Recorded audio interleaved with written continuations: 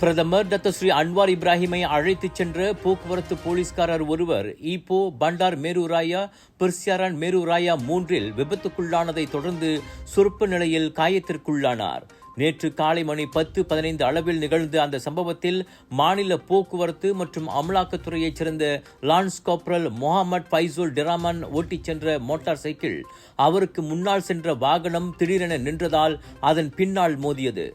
அந்த விபத்து நடந்தபோது ஈப்போ மேரு கேஷோரினா ஹோட்டலில் நடைபெற்ற இஸ்லாமிய சிந்தனை மற்றும் நாகரீகம் மீதான 7வது உலக மாநாட்டிற்கு அன்வார் சென்று கொண்டிருந்தார்.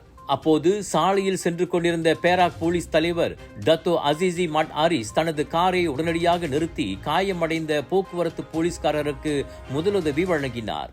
மேல் சிகிச்சைக்காக முகமது ஃபைசோல் ஈப்போ ராஜா பெருமாய்ஸ்வரி பைனன் மருத்துவமனைக்கு அனுப்பி வைக்கப்பட்டதோடு அவரது நிலை சீராக இருப்பதாக பேராக் போலீஸ் முகநூலில் பதிவிடப்பட்ட அறிக்கையில் தெரிவிக்கப்பட்டது.